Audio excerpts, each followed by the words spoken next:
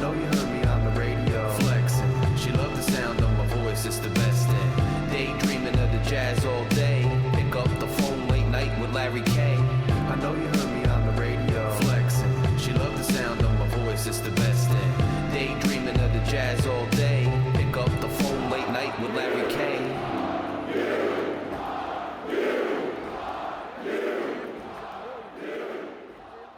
Scarlet Knights fans, Night Watch listeners, welcome to another episode of Night Watch. I am your host, Larry K., reporting after a big road win. Rutgers beats Nebraska 85-82 on the road.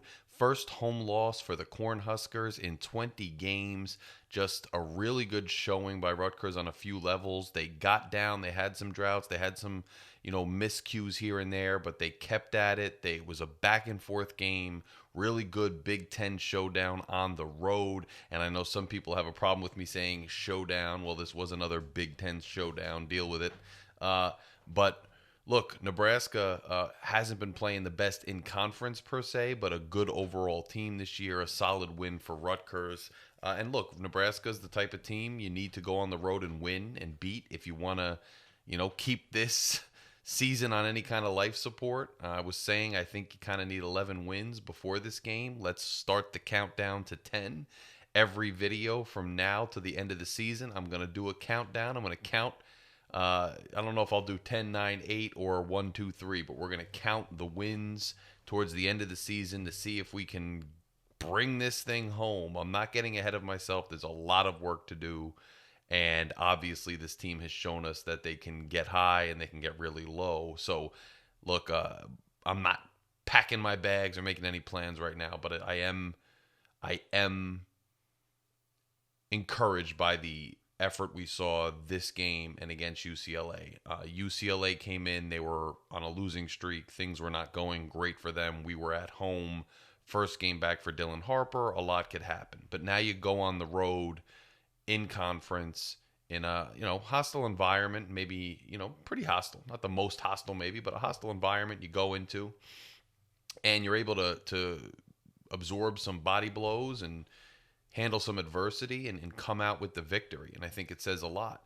Defensive effort was there again, I thought, this game. It wasn't as successful necessarily as it was against UCLA, right? Nebraska was able to pull down some rebounds, some chances down low, some miscues where they had a guy open at the rim. So it was a bit of a higher scoring game, but this still wasn't the type of game where I think we just sold out for offense. And once again, we go with high effort, playing as a team on both sides of the ball, and it works for us. So Zach Martini, I said last show that Pike must be seeing something out of Martini in practice. He must not have forgotten how to play basketball, despite how much some of the commentators and fans want to dismiss him. And even I was a doubter there for a while, but doesn't mean, again, that he's a world beater or that he's not going to have another slump. But Pike stuck with him, and he scores decently this game. And he was a factor late in the game. Nebraska is double teaming him in the post, and he's able to find a weak side, Dylan Harper, who finds an open Ace Bailey, who sinks a really important and pivotal three. And the commentators actually pointed that out earlier in the game, that look, they're double teaming the ball on one side, and whether it's Ace or somebody else, they got to figure out how to get the ball across court to the open man. And Rutgers did figure out how to do that. Now, whether that was the players or whether that was the coaching staff in-game making an adjustment or pointing it out, either way, that's a big step, and that's good stuff. That's what you want to see from this team, the evolution of them. Overall, Ace Bailey led the way, 24 points. Dylan Harper, 21 points. And I told you, the third scorer is not going to be some magical guy who is automatically always the third highest scorer on the team. The third scorer is going to wind up being a different guy every game. This time it was Dylan Grant. And I'm still curious as to why Dylan wasn't playing more earlier in the season, at least getting some run to warm himself up for Big Ten play, because clearly he's an important part of this team. And his hustle, his effort on both sides of the ball, and just the weapon that he can be is really shown, I think to be a big factor in this. Obviously, Dylan Harper coming back healthy is a huge factor. But I also think the emergence of Dylan Grant, we kind of saw his emergence a while ago and speculated, could this be something that helps to change the outlook or at least change the feeling of the season game to game? And sure enough, Dylan Grant has really been a piece that's done that. So he's the third scorer this game, and it'll be somebody else probably different next game, but you need a guy to do that, get into double digits behind Ace and Dylan. Dylan Grant gets it done. Zach Martini is number 4 with 11 points, hit 2 really nice threes that were important there, and that's what you need from him. He was on the boards a bit there, fighting. 2 rebounds, nothing crazy, but when you needed him, he was there. Ace Bailey, again, what's been the theme all year? I've been saying it. I'll say it again, and I'll say it again, and I'll say it again. Ace Bailey, double-digit rebounds, another double-double for him. When he's rebounding at that clip with 11, it's hard to get the best of us. And then Agbole, again, 11 rebounds. Somebody commented last show, like, hey, Agbole was a big part of this. And now look, Agbole is a big part of this. 11 rebounds for him. So a lot of joint efforts there. Somerville only 2 points, no rebounds, no assists. He's going to have up and down games with Somerville, with Agbole, with these guys. But the key has been and will be to find out who's the hot hand, to get them playing as a team, and to get things rolling. And they were able to do that. Great to see. Story of this game, the fact that our offense was efficient this time. Field goal percentage up to 49.3%. That's one of the higher it's been in recent games. 12 of 29 from 3. That's 41% from 3, which just edged Nebraska, who was shooting 40.9, only 9 of 22. Free throw percentage, look, I told you guys last game that it was way too low, and we're lucky it didn't really matter because we beat UCLA comfortably, and we were at home, and it didn't really factor in. But this game, it was closer to the edge of mattering.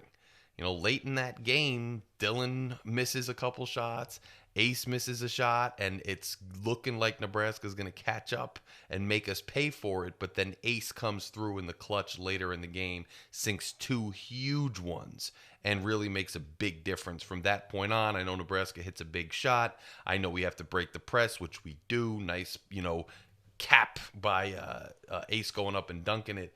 But those free throws were huge. But I'm telling you, you got to start doing better than 50% from the free throw line. You got to do it, because UCLA, it didn't really matter. This game, it was close to mattering. Next game, it's going to cost us one. And when you're playing with the thin margin Rutgers is playing with, you can't keep doing that. Got to improve shooting free throws. Total rebounds, pretty close. Rutgers lost the rebound battle 44-41, but it was close. Only lost by 3. On the defensive boards, it was dead even, 23 apiece. Offensive rebounds, Nebraska had 21, Rutgers 18. Few second chance shots for Nebraska, but a few for Rutgers too. It wasn't a huge disparity. And what have we seen when we've lost, when we've been in real trouble, is there's been a huge disparity in rebounding. And especially when Rutgers is struggling on the defensive side and the other team is getting second and third chance points. This time it was limited. And like I said earlier in the season, you're not going to be the best rebounding team out there. But if Ace Bailey can crash the boards, if he's getting double-digit rebounds or close, if you're having a group effort down there, now we had Agbole and Ace with just double-digit rebounds, which is awesome. But if you do that, and you limit the damage or you win the rebounding battle, you're going to have a much better time. They limited the damage, just barely lost it, and it mattered.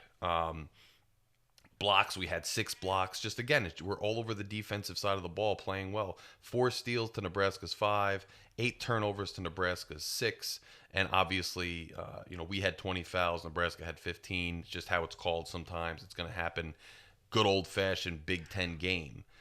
So, look, big game, needed game. You need to start chipping away and winning these games on the road. This is 2 conference games down now. Can Rutgers get to 500 in conference? I'm going to do a countdown. 10 wins is what I think we need. Now, will we get there? I don't know. I'm not getting way ahead of myself. But I will say this. I'm happy that Dylan Harper is back to full strength.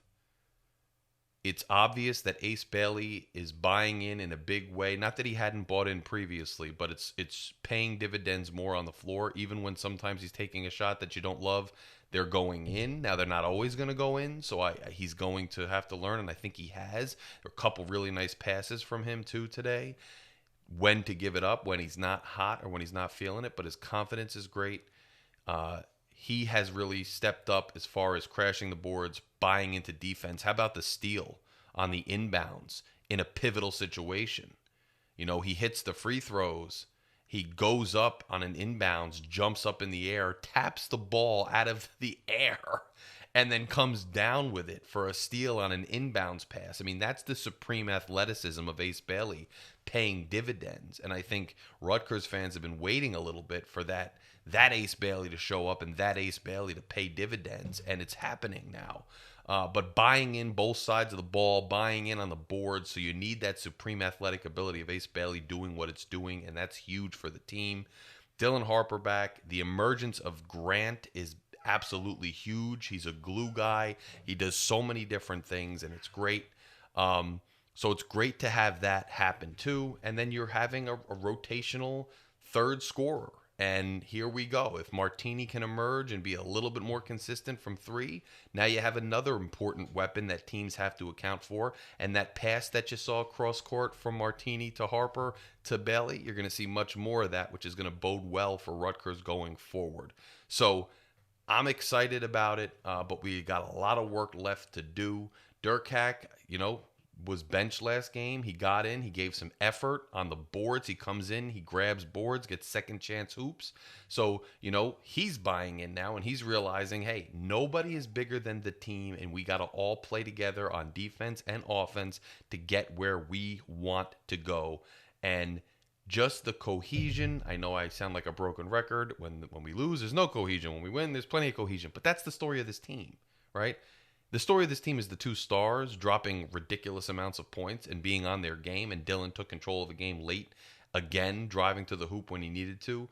But the story is also the cohesion. You still got to lock down on the defensive side of the ball. You still got to come up with big defensive plays. You still got to come down with rebounds. And other guys still have to hit shots to make the defense think at least a little bit about it. And that happened with Martini, and it happened with Grant. And it's creating more opportunities all over the floor. Finally, this team's looking like it has a semblance of an identity and a semblance of a supporting cast around these two stars. Now, again, will this continue?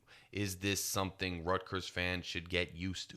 I don't know. It's a 2-game sample size, and you got to compare it to the entire season sample size. And when you do that, we're not quite there. But these players who have emerged, this level and style of play that has emerged, is a bit different than what we saw even in our impressive or decent showings earlier in the season.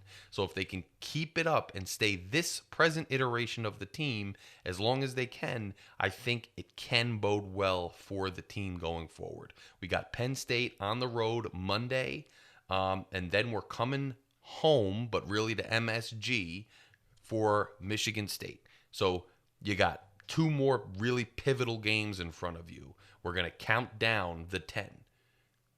Got 10 wins. Need to get 10 more. We're going to count it down, guys, right here on Night Watch. I know it was a brief episode. I didn't get to break it down as much as you probably wanted me to, but I tried to hit all the main points from the game. It's late. I'm loud. It's who I am. We got to get some rest. Everybody does, but the season, beep, beep, you still hear that sinus rhythm, a slow sinus rhythm on that heart monitor for this team this year. Let's keep it going and keep it right here on Night Watch. Make sure you click subscribe on the way out. We are inching our way to 1,000 subscribers. Remember, it's available as an audio podcast. Audio listeners, remember to come on over to YouTube. I'll talk to you guys very soon, and we got a game coming up, so enjoy your weekend. And if you're in Jersey, maybe it's going to snow, stay warm. But great win for Rutgers. Enjoy the win. We got a couple days to soak it all in. Let's hope this team stays with that same energy we've seen them with, and go Knights.